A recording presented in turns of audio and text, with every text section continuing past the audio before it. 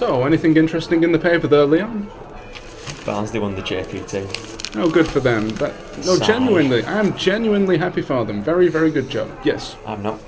Because we should have won that bloody cup. We should have won that match. If Geordie Huwulia had have played, we would have. Super Geordie Huwulia, the king of the Johnson's Paint. He didn't play in the Barnsley game, probably because he was doing his Christmas shopping or something. Yeah. Don't know. He wasn't even on the bench. Conspiracy theory. That was a surprise, but I think I could have told you on 90 minutes that we would have lost that game because we always lose penalty shootouts. I did see the reserves win one.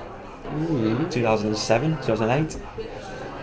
And the youth team beat Bury after a 0-0 draw and they won 11-10. That was a few years ago as well. Penalties are evil. They should just keep playing and playing and playing. But I say that, but golden goal's 10 times worse, so just keep playing extra time. Just keep playing extra periods of half an hour until the players are dead. That's what I say. But golden goal though, it's kind of morally right because you've had your 90 minutes. So that's all football is, and who's to say how long that the rest of the match should go on for? Surely it should just be next goal wins, let's wrap things up. But it does obviously, psychologically, it makes teams defend even more. I don't know, as I'm getting older, I'm kind of the opinion that we should get rid of penalty shootouts and find some other way of deciding the games. If it's on, like, say, shots on target or something, maybe that would be more fair. Shots on target? Yes. We'd lose. Every time, yeah. But it would make people shoot for goal more, wouldn't it? Be more interesting. Or we could have the football equivalent of the Duckworth-Lewis method. I don't know how that would work. I'd have to think about that. We'd have to contact Messrs Duckworth and Lewis. Could have still like a massive game of British Bulldog. That's it. The fans. That's it. That's the solution right there. Forget penalty shootouts. Just British Bulldog. Everybody on the pitch. Guy comes down with a load hailer. Raj, everybody! Get in that corner, and you get in that corner. All out carnage. Get into them, Latics. Shot someone in WS5. Yeah, it's like those games in the playground, those football matches in the playground where it's the 3 best players in your class versus everybody else, all 50 odd of them.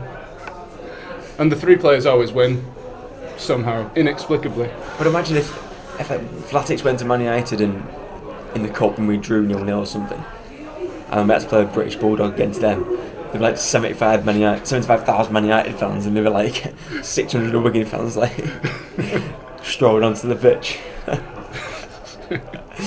Right, we're ready for you. Yeah, if you're listening, FA, it's the obvious solution. That silence is telling, isn't it? Yeah, it is. So, are we going to talk about Wigan Athletic this evening? We just have. Have we really? We talked about British Bulldog. Yeah. He was a great wrestler. He was from Goulburn. Right now, David Sharpe could be on the radio. We've no idea. We can't prove that or disprove that. So yes, as we record this live from the moon, by the way. The moon next to Weenbar. Yes, as we record this live from the moon, Mr. David Sharpe is currently conducting an interview with BBC Radio Manchester. Could be.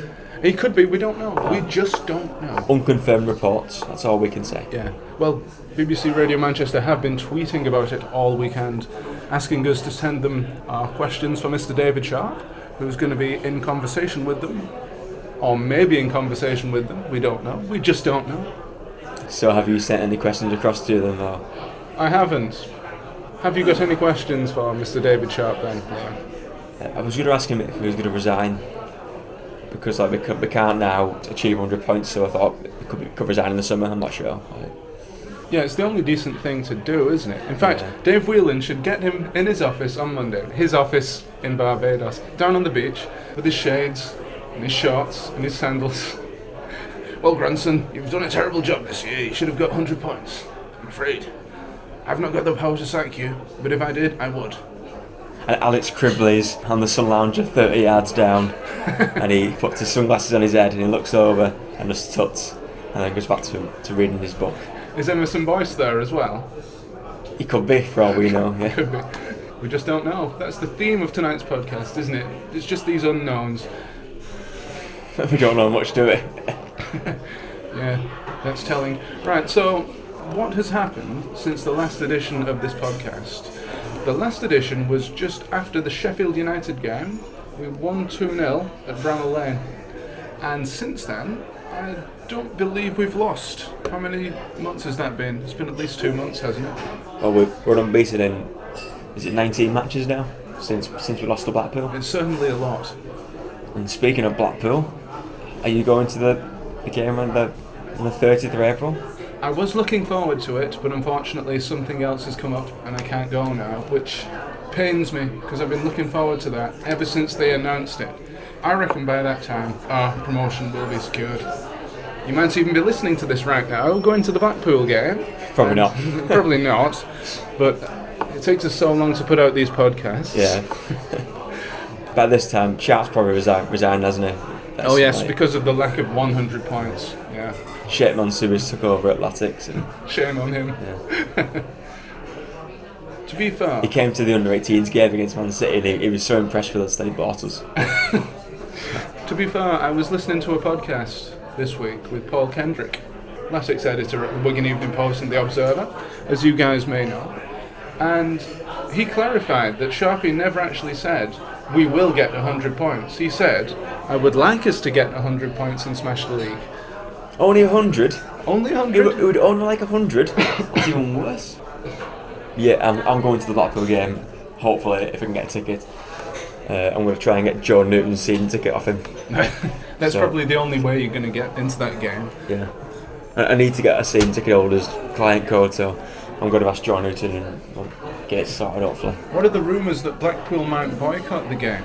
Does this mean there's going to be more Wigan fans than there are Blackpool fans there? Well, Blackpool fans have been boycotting it for the last 2 years, but the thing is, Blackpool did a 2-year season ticket dirt cheap. So this is obviously the second season of it, and there's people who have got this 2-year season ticket who aren't going, and there's other people who are just going to go for these remaining games and then not go again until the Oystons are gone. Which I think if I was a Blackpool fan, I'd do that. I'd go to these 2 years, and then I'd go and support either Fleetwood or Fylde for a bit, or AFC Blackpool until they're gone. I don't think I could ever pull myself away from supporting Wigan Athletic to support, say, Bolton Wanderers. Basically what you're saying is that, to them, to go and support a slightly smaller, a much, much smaller local rival. I couldn't do that. I'm afraid I couldn't. There's different circumstances here. If the Oystons were in charge at Latics, well, we could have gone and watched Wigan Roving Park, who are now defunct, sadly. We could have gone to Ashton Town, Ashton Athletic, clubs like that, or Charlie. Charlie's probably our rival. But Fleetwood Town were kind of, not made, but them as a boss were made by a Blackpool fan who couldn't afford to buy Blackpool. AFC Fylde, they're just like Ashton Town, really. They were a really small club, and now they've rose up. AFC Blackpool, just like Wigan Roving Park. So there's no rivalry there. I think the big rivalry is just with Preston, isn't it? So. Yeah. But I still think they're going to get about 2,000 or 3,000 next year. We go watching them, home fans, because you're always going to get some people who won't go watching somebody else. That no matter what, they'll stick with that team, and fair play to them. But I think you've got to eventually see the long term of it and say, well, the Oystons aren't going to keep the club if it's costing them money, and if nobody goes, it will cost them money. But at the minute, I think they're just about breaking even. Maybe with Blackpool as a club, and they're making the money off. Believe it or not, Blackpool Football Club paying money for rent of the pitch to another element of it, which is also owned by the Oystons. So it's a way of the Oystons taking Blackpool Football Club's money out and giving it to themselves and taking out the business that way. And there's all sorts of dodgy deals that go on. They're completely legal, but very immoral, some might say. Some might say. And for some just in case Oyston is listening to this. Yeah. For some strange reason, we always end up talking about Blackpool on these podcasts, don't we? Because on the last one, I made the bold prediction that Blackpool could still get promoted. And, well, look what happened there. It didn't happen, did it? Although, Barnsley made a rip-roaring surge up the table and are now, as we record this, fighting for the top 6. We don't know if they're going to do it. By the time you're listening to this, they are probably the champions. They've beaten even Wigan Athletic. On the final day, they've beaten Wigan Athletic to the title. And also, they won the JPT, so What a season for Barnsley, eh? With the predictions that you made, I think Barnsley probably down by the time anyone that listens to there this. There it is. That's the AGL kiss of death, isn't it? Devil's advocate, as you said last time. Yeah, it's like when I said Manchester City would win the Premier League this year, and look what happened. You said Blackpool would win this league, League One. Did I? Yeah, Blackpool. Oh dear, maybe it's me who's obsessed with Blackpool then, secretly. Maybe you're the Blackpool fan. The more and more the Oysters do to ruin the club, the more and more you're attracted to Blackpool. Yes, I'm here at Wigan Athletic to destroy it from within.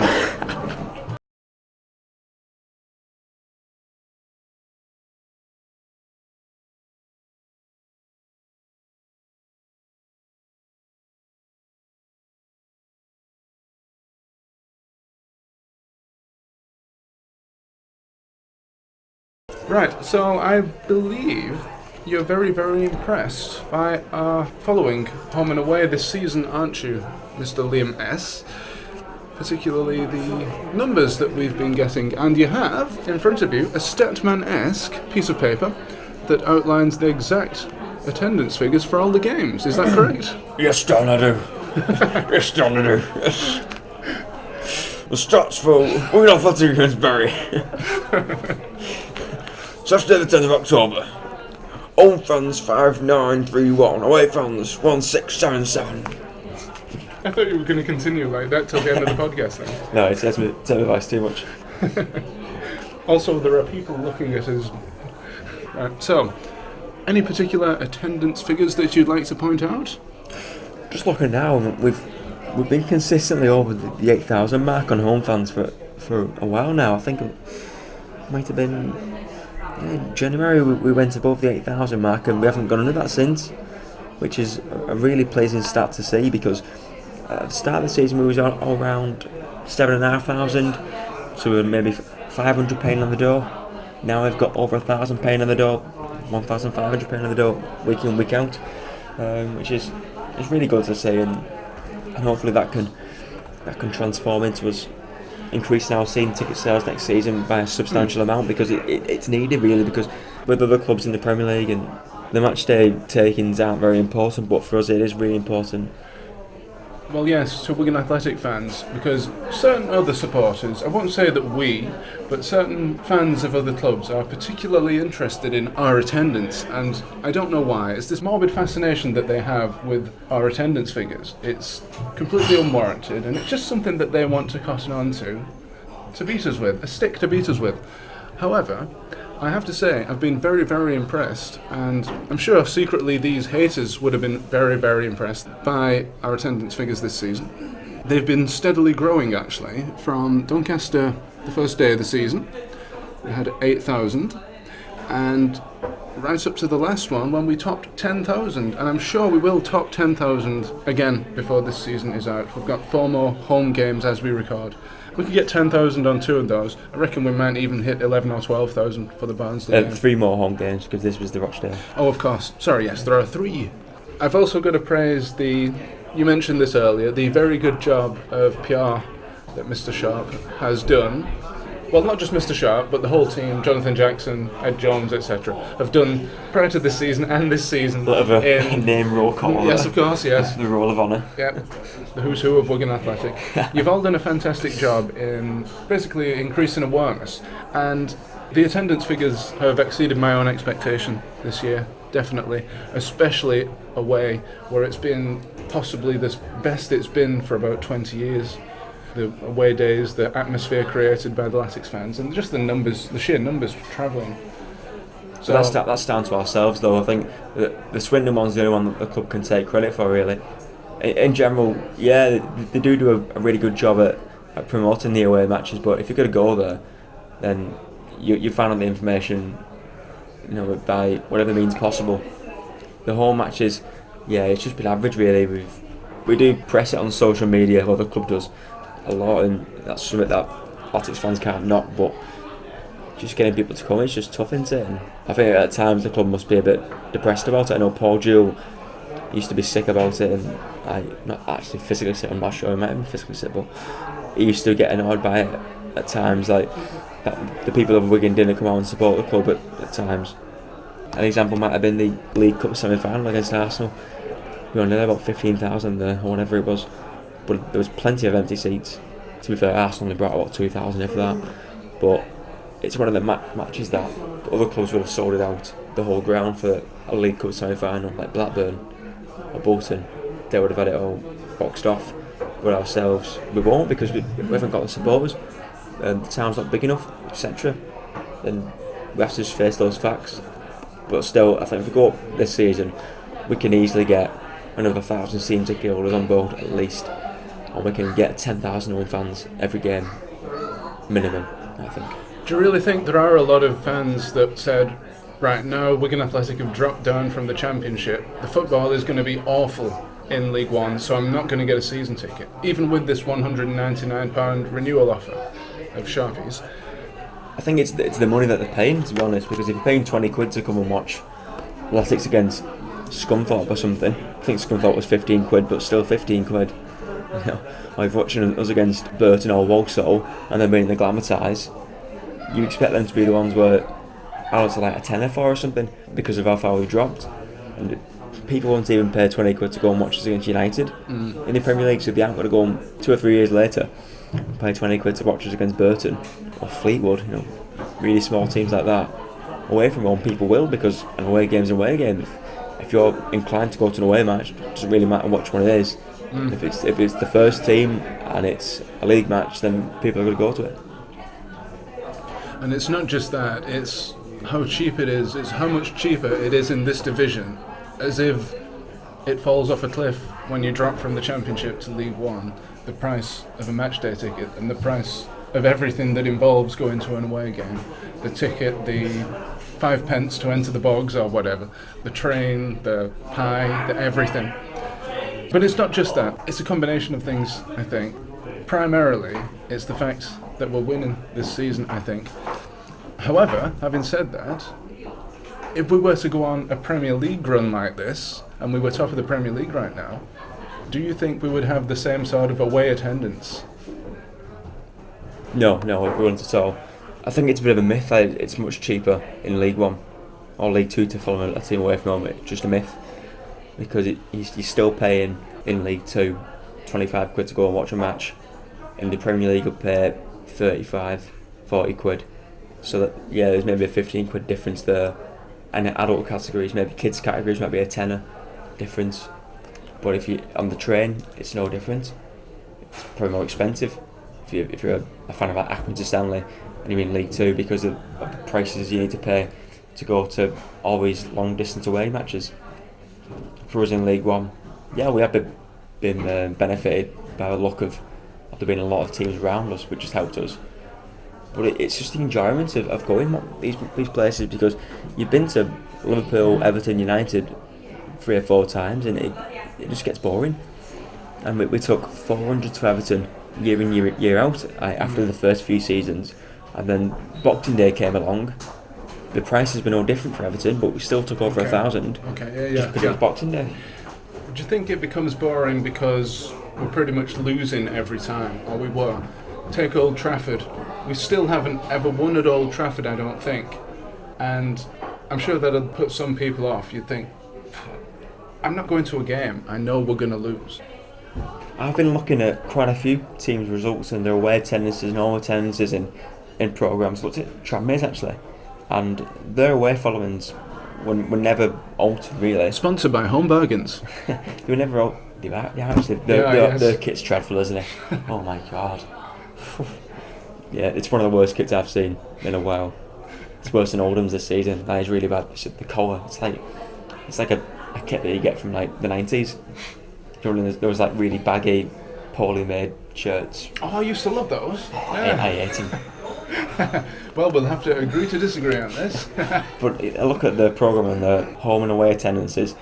It's not altered between when they were 10th in the league or pushing for the playoffs. I think us as well, we haven't been altered that much. I think only now you've started to see the increase in the followings because of the run up to the end of the season. But earlier in the season, when we were struggling, we still were taking decent amount because it's the new ground. Right. Do you think people are attracted by the style of football that we play? We've seen this season a slight increase from, as we say, about 8,000 mark creeping up to the 10,000 mark more recently. That's a couple of thousand is not to be sneezed at, certainly, over the course of 7 months. Do you think some of that is down to the fact that people are seeing that we're playing a good brand of football and an enjoyable brand of football, and more than that, we're winning? I don't think it is. I don't think many people who come watch a League One club are not bothered about the football. I think they come because they're supporters of the team, really. I think it helps. It might influence them to go to 1 or 2 matches, but generally I think that's just a minor factor, really. What do you think? I think it's a much bigger factor than you might think, because if we'd have had a terrible start to the season, that figure would have declined. It would have gone down to maybe 6,500. But you're talking about the brand of football. I think yes. The results are more important than the brand of football. Oh, okay. Yeah, I agree with you. It's more the results, because basically if you're going to win, then it's a good brand of football, I would say. Even if you're hacking people to bits and destroying the division in another way, a win is a win, and you're still going to go home happy no matter what, aren't you? It's like Stoke fans. When they used to come into the DW, our fans were always just horrified by the football they played. But the Stoke fans weren't bothered about it, because the die-hard Stoke fans, they just want to see the team get a good result. Yeah. Obviously, it's more satisfying if they're doing it the right way, so to speak. But when you've not been really used to passing football, then you just want the result, don't you? I think us were Owen Coyle. I didn't see anyone complaining when we beat Barnsley 4-0 that we weren't playing tiki-taka. It's because if you're winning 4 or 5-0, by default, your football is good. Because you just scored 5 goals, you know. To be fair, we did play some okay football under Coyle, but our defence was awful, and that's probably what did Coyle in the end. I think the fact he played Leon Barnett in defence, that's probably part of it. He was more suited to being a striker. Well, yeah, I remember coming away from that season and thinking Leon Barnett was our man of the season, and he probably was. But I don't know if that said more about how poorly the other guys were performing. Maybe not. In the end, we did okay that season. But I don't know, some of those signings were very safe and unadventurous. I'll say Barnett was a good signing, but apart from that, and McKenn, that was a good signing as well. And we've still got both of those. It's borne out in the fact that we kept them after the big clear out. But apart from that, all the others aren't exactly going to be remembered. Well, Fortuna will be. For being terrible. I mean, You've got people like, I'm pretty sure Harry Maguire is destined for superstardom, and I'm gutted that we couldn't keep hold of him, because he would have been such an asset. Jermaine Pennant, this is jumping a little bit further forward now to this season, but if we'd have kept hold of Jermaine Pennant, imagine having a free kick taker this season. I know circumstances dictated that we couldn't keep hold of him, or rather he didn't want to stay at the club, but just imagine how invincible we would have been with a free kick taker. We've not had one. We've played the whole season without a proper set piece man, basically. Yeah, nobody can set pieces, but we still score from a few of them, don't we? Yeah, I guarantee you that Jermaine Pennant would have got you 10 goals, at least 8 of them from free kicks this season, and that would have given us 100 points. I think the last one we scored from a free kick was Pennant's 2 against Rotherham. Pennant was the shining light of the back end of last season. I know we keep going on to last season on these flipping podcasts, but Owen Coyle is what we were talking about, isn't it? And what to give him credit for. I was saying that his signings weren't necessarily adventurous enough, whereas I think now we've got a much, much better strategy, we've got a much better setup in terms of scouting out the good players, the people like Max Power. You might say that journeymen like David Perkins aren't necessarily adventurous, but his performances have proved otherwise, I think. Yeah, signing David Perkins is probably the least adventurous signing ever. Well, he's probably our man of the season so far. Yeah, certainly. So I don't think we gave Caldwell enough credit when he brought Perkins in, myself included. I thought Perkins would just be like a bit part player, but then when he started a few pre-season matches, he played against Coventry. I thought he was class against Coventry. The rest of the team were really poor, and he was our shining light, really. Yeah, the only thing missing from David Perkins' game this season is Goals. a goal or two. I'm not going to call him for that, but Just have. I think he will finish the season with a goal because, touch wood, but I think we're going to get a hatful between now and the end of the season, and I think David Perkins might just get a little bit of a tap in at the back post. But he only shoots against Rochdale, so... Well, he won't need, because it'll come off his shoulder or something and go in. And have I really scored? Is the ref going to disallow it?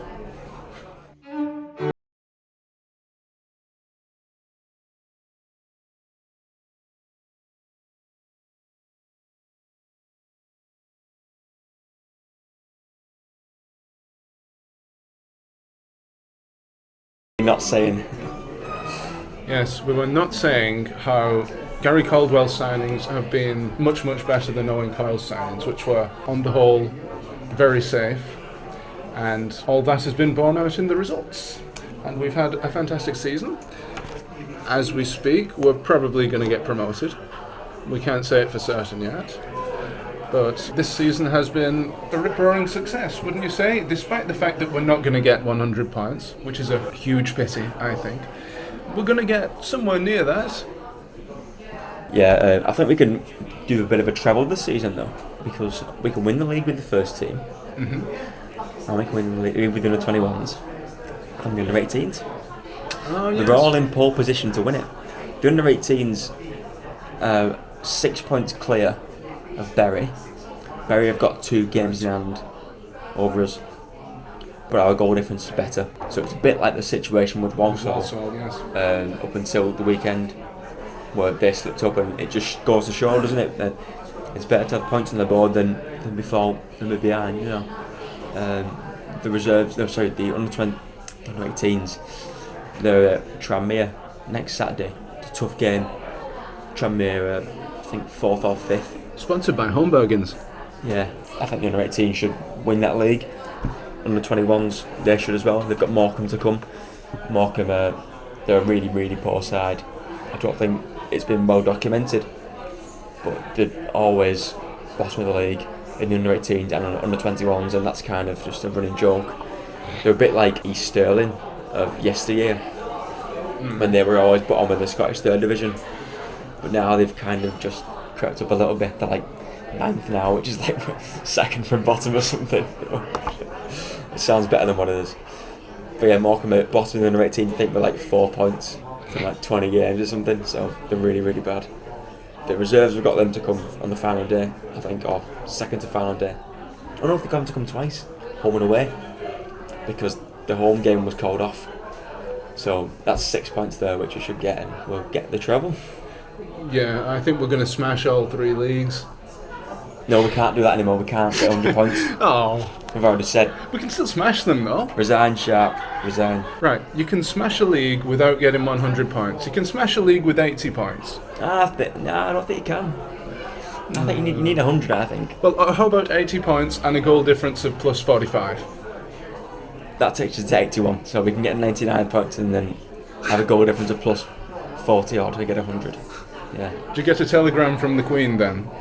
Yeah, if you get 100. If you get 99 plus 45 goal difference. You get a well done from the Queen. You get a telegram. You get up the ticks from the Queen. Yeah. And it's not actually the Queen, it's Dave Whelan.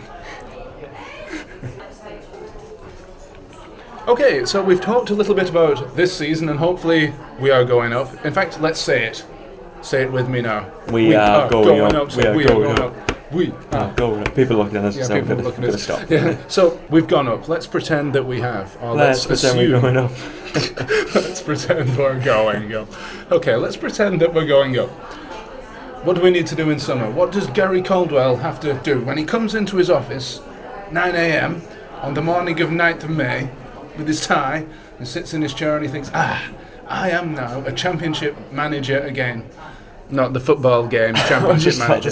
I'm a manager of a championship football club again. What do I do? Who do I buy?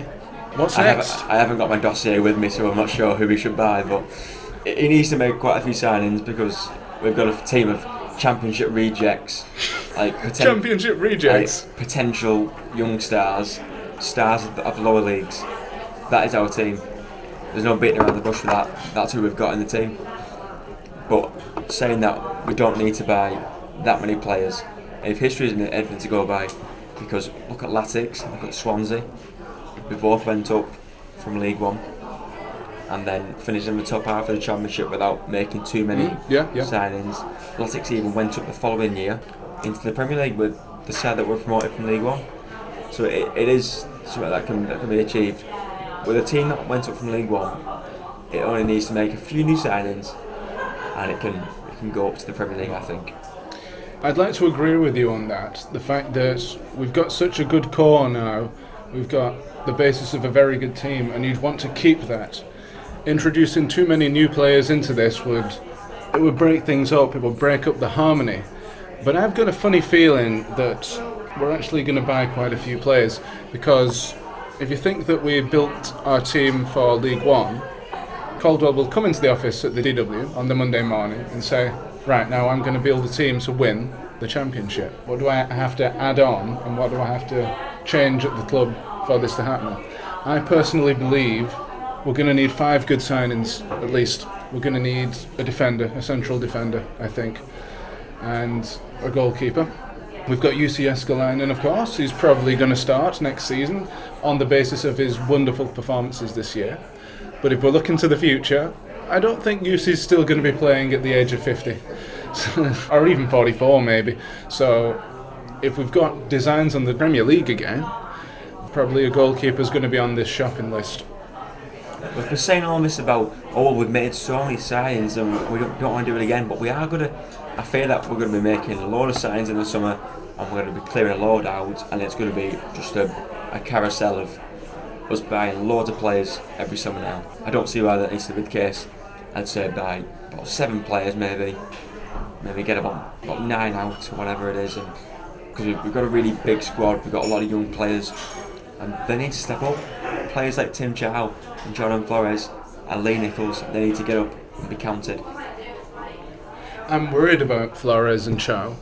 They're currently being kept out of the team by players who've consistently performed better than them. And Chow, Flores, Robles even, they've had the chances, and I fear that might be it now. They'll be either pushed off to a different team, or an opening won't appear again, because now the squad is bigger. In the first 6 months we saw that Flores had a decent first couple of games, but then the red card. Since then, he's played like 40 minutes total substitute appearances, and he just is really struggling. Those guys are really struggling. So I really fear for those guys. I don't think, sadly, as much as it pains me to say it, and as much as they could be talisman, being local lads for the club, I don't see them ever forcing the way into the team, sadly. I think you've got to give them a bit of benefit of the doubt with them being local lads. Caldwell's always said that they're only in the team because they earn the right, not just because they're local, but because they are local, they need to be given that extra chance, I think. Because at the end of the day, we've gone for free. We haven't paid any money for these guys, and we might as well give them a chance, because the little chances that they have had, they performed. Chow's always performing in midfield, so is Flores in his normal position. When they've been pushed out of position, they've been performing poorly, and then that has led to them having big absences from the team, and that's not been fair. Yeah, it's a sad fact of the but current setup. Look at the midfielders now that we've got in. We've got so many good midfielders. Who leaves in the summer? Well, I do fear that probably somebody like Max Power is going to go for a few million, because somebody's going to come in for him. Maybe somebody who gets promoted from the Championship this time might take a punt. There's always a chance that might happen, and there you go, your talismanic central midfielder is gone. I don't think he's a Premiership player, Max Power. No way, but I think if someone offers us like 3 or 4 million for Power, you'd take it, wouldn't you, really? No, of course. Because we've got Chow there, we've got Flores there, 2 players that could step on the bench, and then we've got enough players to form midfield there. Okay. If we win our next 4 games, and then Burton slip up like they have been doing recently, and Walsall do as well, then we could be promoted and even win the league by Blackpool. And we could see, I think if we do win the league before the last day, then there's always the chance that Flores, Nichols, Chow, Robles, Jennings, might all come in. I think we throw them all in. Matty Hamilton? Yeah, we get everyone Get back. them all in. Yeah. Get all the old guys back. Yeah, But I think we should put a few of them in there because there's no point just putting one or two in for the final day. They all need a chance. They all deserve a chance. Get them in for the final day, but it doesn't matter. See, that's the other thing with Cho, etc. No, those other guys are also knocking on the door as well. Those fantastic under-21s, under-18s guys. They're the ones that are performing. They're going to win their leagues as well, so he's got composition. Now, sorry to move us back onto next season, but I've heard it whispered, or rather shouted, in many places that Will Grigg, he's doing a fantastic job now. He's going to finish top of the goal-scoring charts, no doubt. He's going to be the Golden Boot man. But next year, in the Championship... The man with the golden boot. The man with the golden boot, yeah, Griggsy. The name's Grigg. Will Grigg. I've heard it said that Will Grigg will never be a Championship striker. He will be forever a League One striker. How well is he going to fare in the Championship, do we think? Do you think finally he's going to make the breakthrough? Do you think he's going to have a good season for a team in the Championship? I reckon we need another striker, another main striker. Fortune. Yeah, we'll probably get Fortune. Back from Cov. Jason Scotland or something like that. Julius Agahoa. Yeah. The immediate thing that comes to mind when you say strike partnerships in the Championship is Messrs Ellington and Roberts. Quite possibly the greatest strike partnership that Wigan Athletic has I thought you was going to say Fortune and Holt.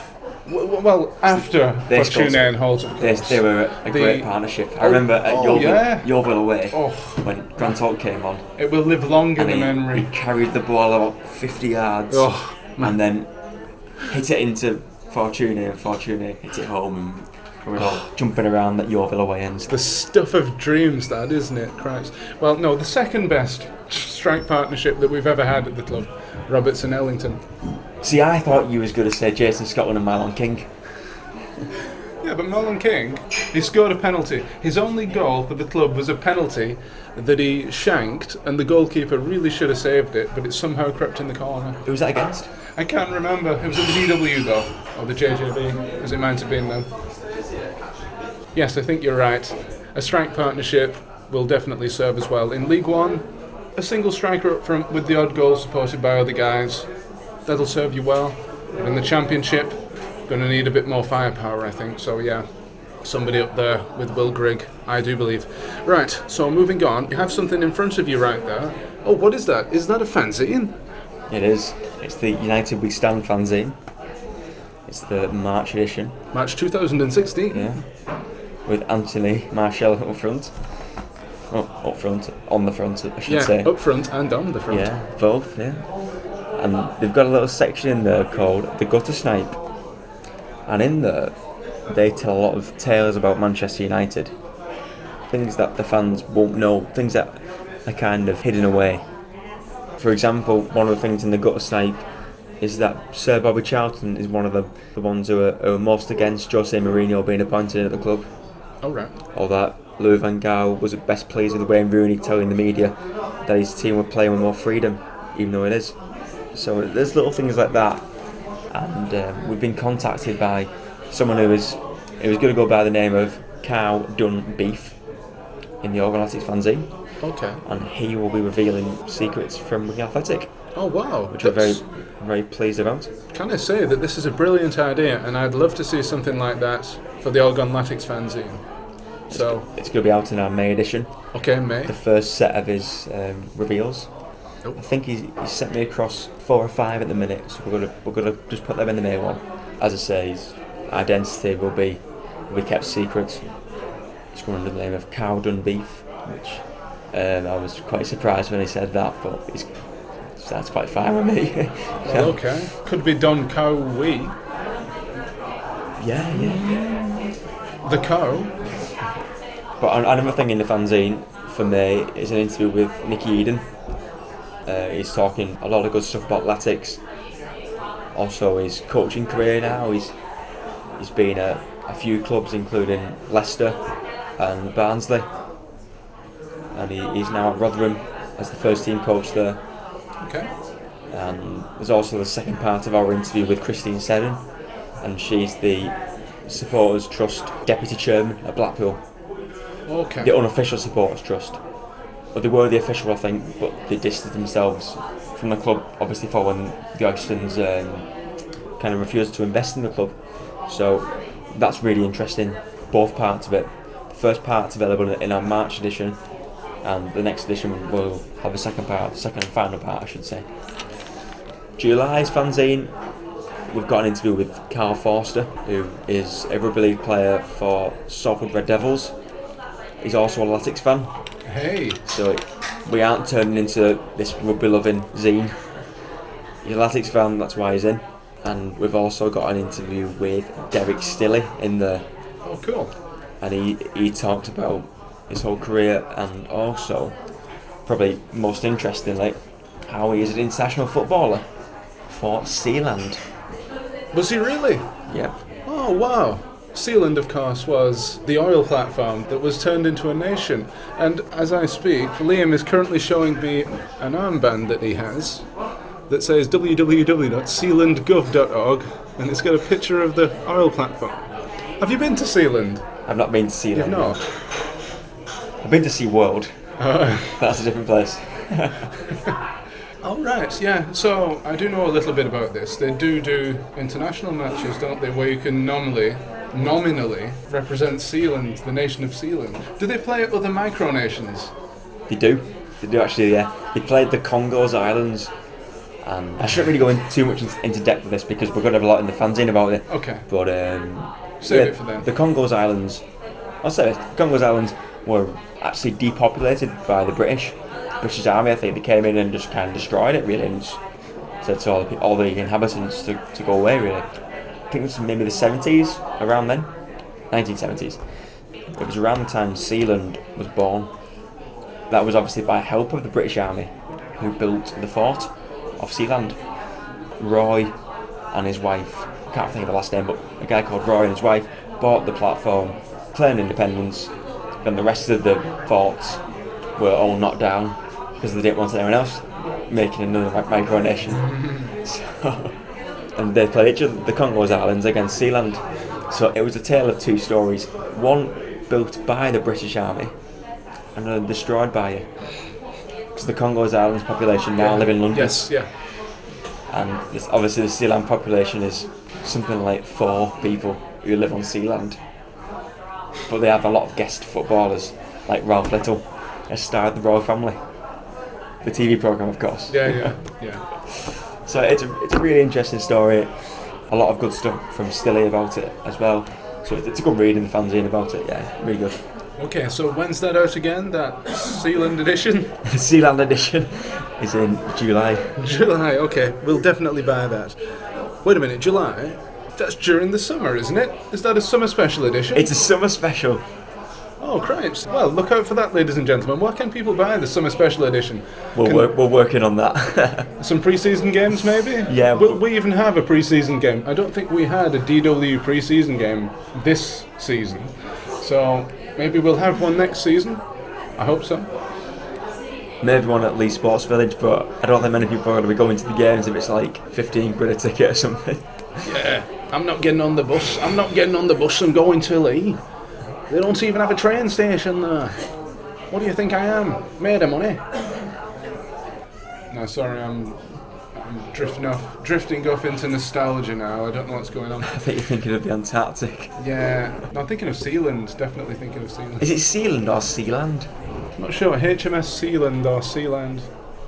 I'm going to go with Sealand, as in New Zealand. Because I was saying Sealand to Derek Stillie, and he said was Sealand. saying Sealand. And eventually I was like, I better say Sealand, because Sealand. He must know more than me. I only found out on April Fool's Day what it was like, and then it was like, this could be an April Fool's. So. Yes, well, I'm sure you know all about it now. You've been educated. It was on Derek Stillie's Wikipedia. That's how I found out about it. Oh, is it? Actually? Yeah, like 3 days ago I found out about the country. It could just be the Scottish pronunciation of Sealand. Now I've got a bloody wristband of Sealand. Yeah, you've got Sealand on one arm and Joseph Gould Gould of the other. Yeah. Two great causes. Yeah, I did say earlier it was an armband. It's actually a wristband. There's a distinct difference. I'm not going swimming. Yeah. Okay, so I believe we're getting close to the end right now. So, would you like to say anything before we draw a close to this particular podcast? Up the ticks. Up the effing six. Up the effing six. And buy the zines, please. allgonelatics.co.uk, where we actually have now a good selection of articles that you can read through. And starting from the 2016-17 season, there's going to be regular match reports. So look out for those coming very, very soon. The expansion of the allgonelatics.co.uk website and the franchise in general. Keep buying those zines. I've been Dan and he's been him. Thanks. Thanks him.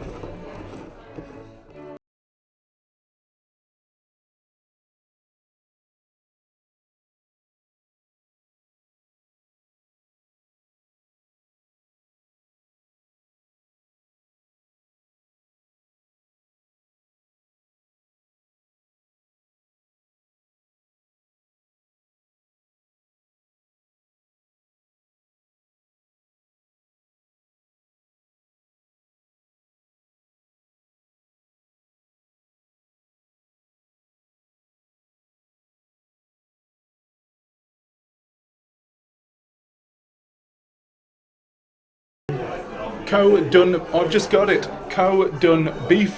BWF. Ah, what a brilliant name. Cow done beef. As in beef. Is that what it was all along? I feel like an idiot now. We'll cut this bit out.